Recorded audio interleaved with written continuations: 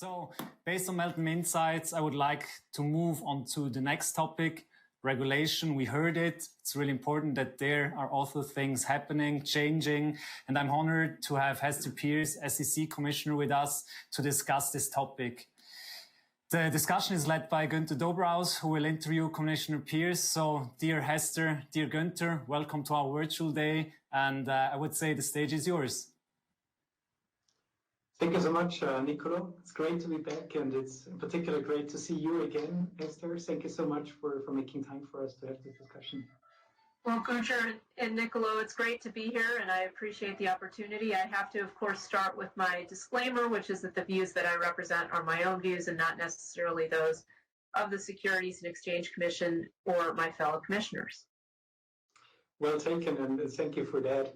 So I've been a little busy running around coming up with questions that I sort of address what you are doing and what we expect you to be doing, and what we want to understand will be happening in the US. So we said we'd do like 15 minutes of questions, and then obviously there will be a chance of questions to be asked to you as well. So the first question I come up with is that later today, Joe Biden will be sworn in as the President of the United States. And reports indicate that Gary Gensler will be nominated to become chairman of the SEC. Now, given the change in administration, what should we expect from the SEC's new leadership in the crypto space?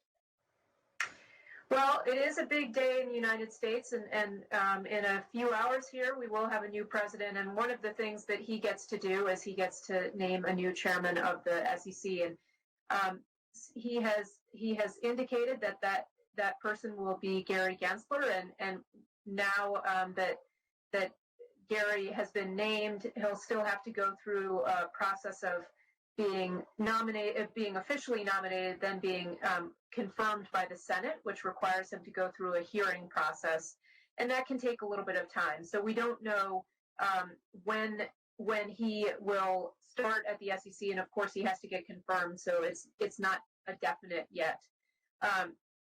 But I think what we can expect from any new chairman, and so in the interim we'll have an acting chairman, and I think we can expect a fresh look at crypto, and that's driven by a few things. First of all, there have been quite a few changes in the last year, and so I think it's a good opportunity. A change in leadership is a good opportunity to take a look at those changes, including institutionalization. We've obviously seen the price of Bitcoin rise quite a bit. We've seen a lot of activity in the DeFi space. And I think all of these kinds of things will provide a really nice framework against which a new chairman can take a fresh look at questions across the board in the crypto space. Melton did a really nice job of laying out some of the problem in the United States, and it's not only with respect to financial regulation, as she indicated, but obviously that's the realm that I'm most familiar with, and I think that her point is well taken. We really need to embrace innovation and figure out how we can set up a regulatory environment that's conducive to regulation, which I think in our space really means affording clarity. And so I think that is something that the new chairman will be faced with from day one, and obviously among a much broader list of issues. But I'm hoping that the new chairman will take a fresh look, and with that in mind, with the idea in mind of making this the most conducive place for crypto to development to happen.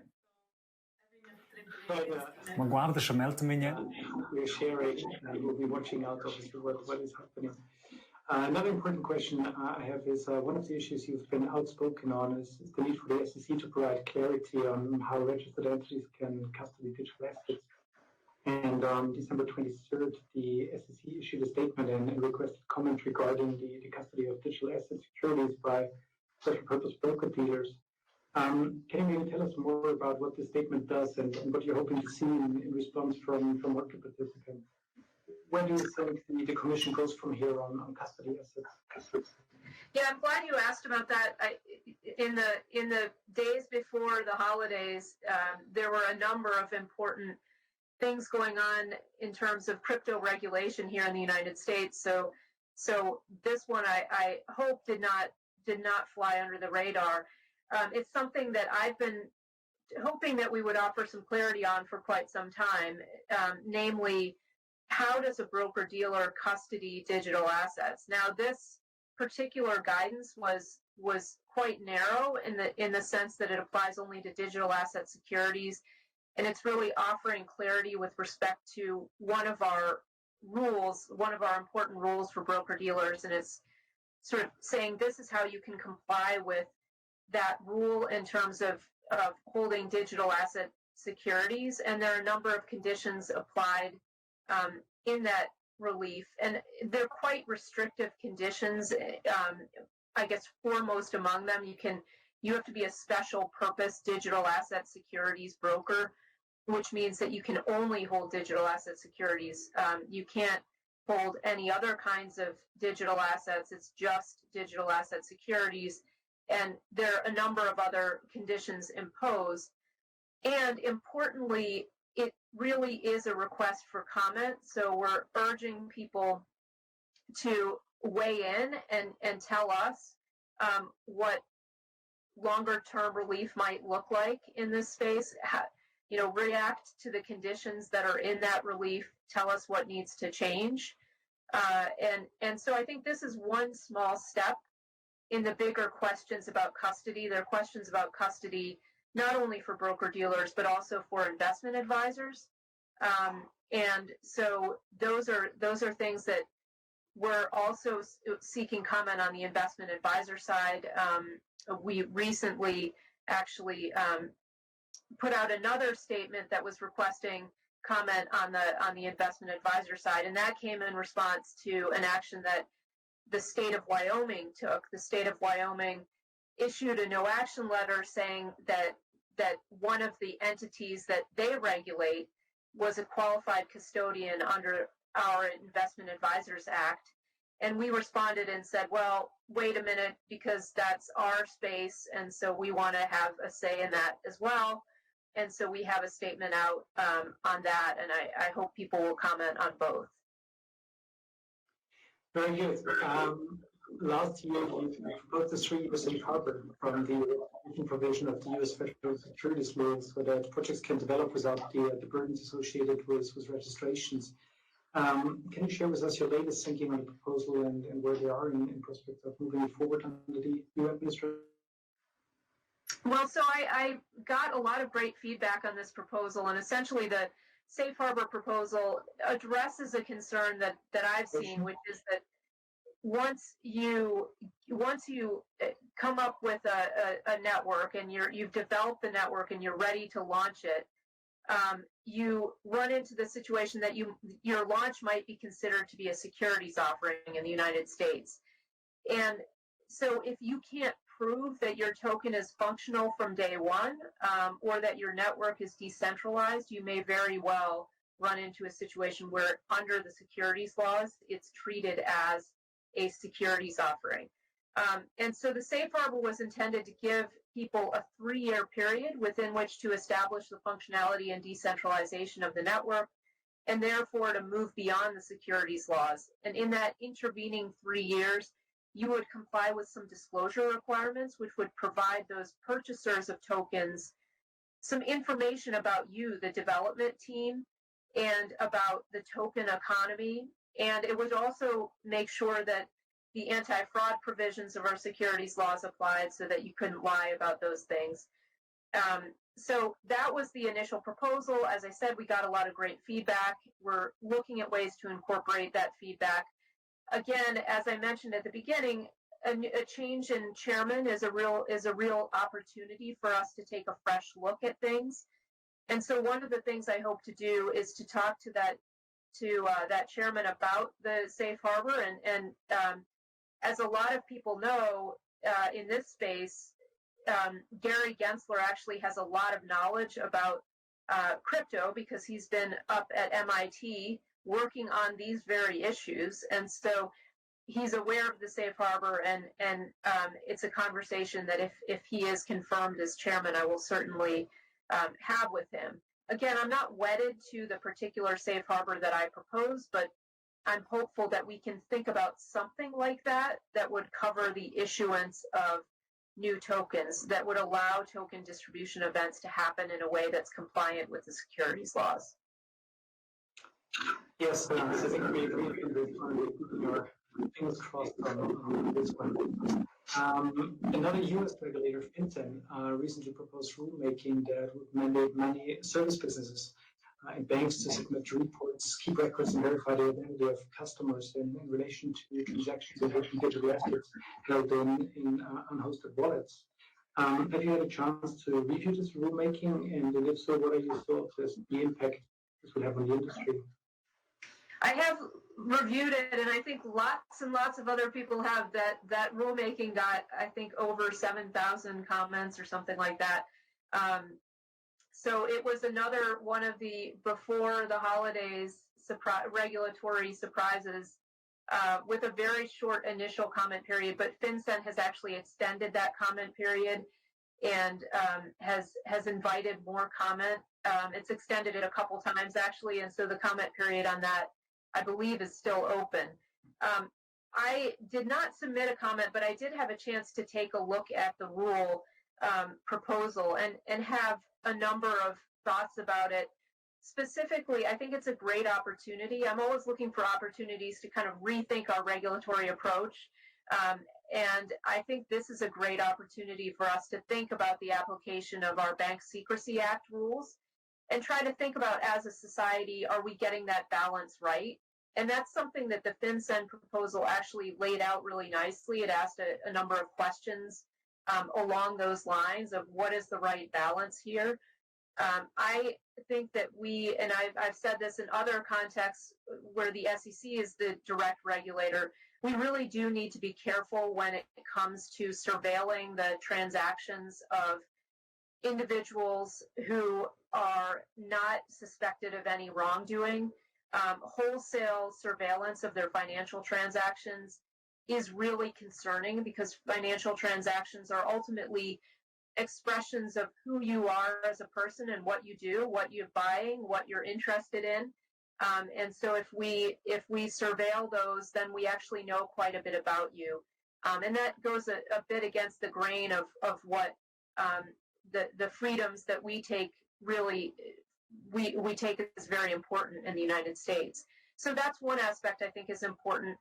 I think what a lot of commenters pointed out in response to that rule is that there are some questions of how it would operate in the DeFi context, for example, where a lot of the information they're trying to collect is about counterparties, and often a counterparty might actually not be a person, so you might not have a physical address for the person or a name for the person because it might be an algorithm.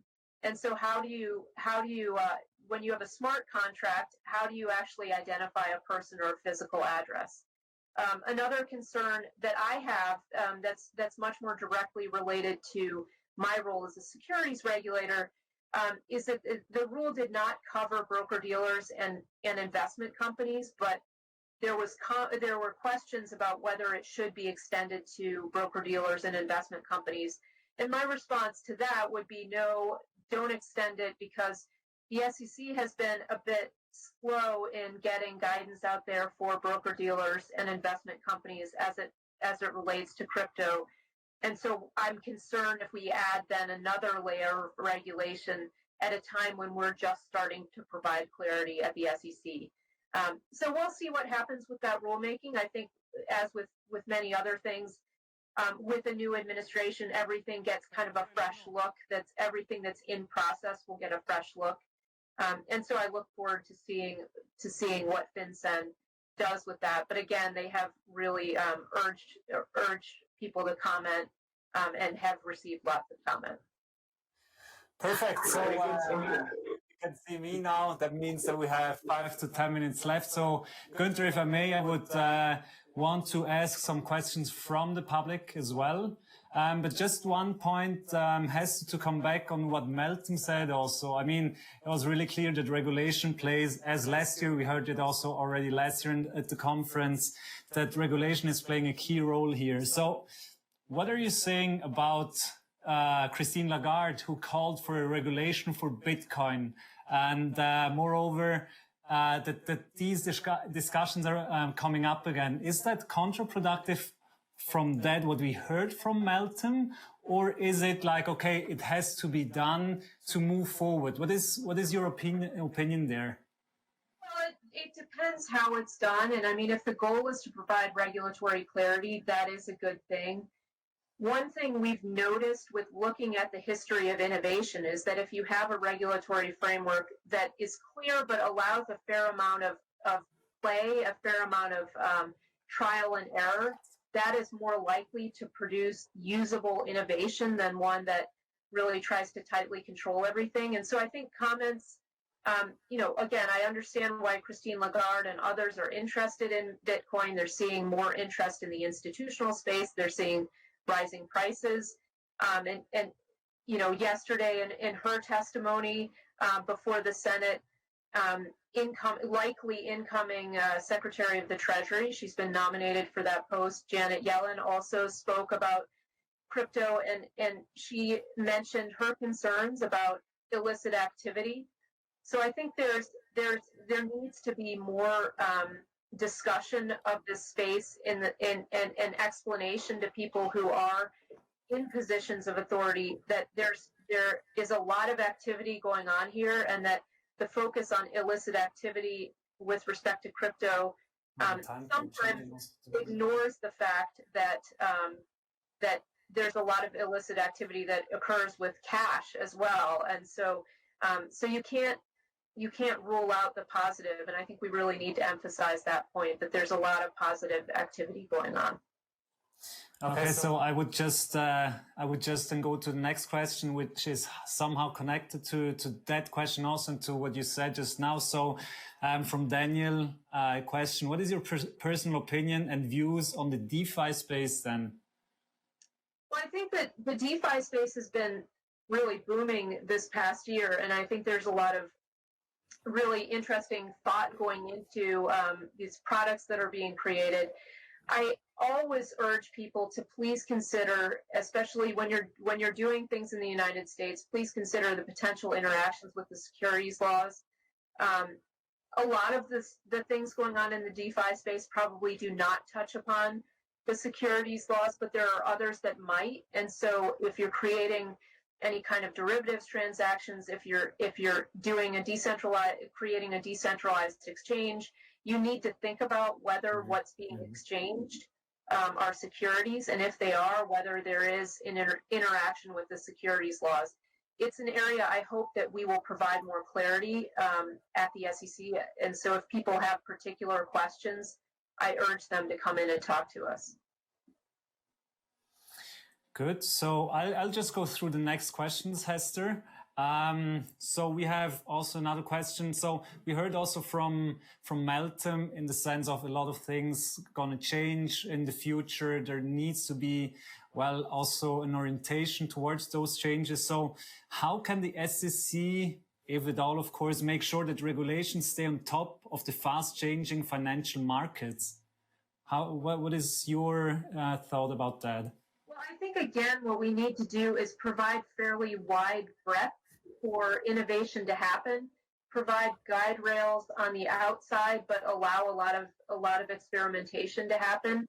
And so that's kind of my goal. Now, the securities laws often are much more nitty gritty than that. So I think that's a challenge for us. Okay. Good, thank you. So a question from Richard. Do you think actions like the ones taken at Ripple Labs will strengthen the market? And if yes, to which extent? Or what is the thinking behind it? If you are allowed to give your answer, of course, also. Yeah, I'm certainly not allowed to comment on any particular enforcement action that we take. Generally, we have made it clear that when we think there's something that's violated the securities laws, we'll bring an action, and I think that in general can be quite positive. But as I've said, with respect to the registration cases that we've brought, where we've said there's an unregistered offering, it would really be especially helpful if we could provide some clear non-enforcement guidance I think that would help quite a bit. So that's something that I'll continue to push for. And then I think it becomes easier for people to see where the lines are and when they're stepping over them and violating the rules. Good. So I will have one more question, and then afterwards Hester and Günther also agreed to go to the networking room. So if there are any more questions, you can meet them there. So Hester's last question would be, how does the cross-border nature of digital assets influence the SEC thinking? And I mean, what challenges generally does this create? Well, I think there's certainly a lot of work being done internationally on crypto because of the international nature of everything in this space. I mean, I think that's good because we have an opportunity to learn from other regulators who may be taking much more concrete and forward-thinking steps than we are. And at the same time, we can share some of our experience and our ideas. Ultimately, every nation has to think about, or every jurisdiction has to think about how it will approach the issue, but we can really be positively informed by what others are doing. I think what we saw with Libra, I think spurred a lot of the international coordination because people realized that the nature of this was that no one country would be the sole regulator of any of these crypto projects. Good. So thank you both for the discussion and the interesting exchange. And I'm sure there will be a lot of movement in 2021, especially in this area, as we see that there needs to be movement. And in Switzerland, we have taken the first step. And I hope that this will soon be the case in other countries as well. So as we said, Hester and Günther, thank you very much for being with us here.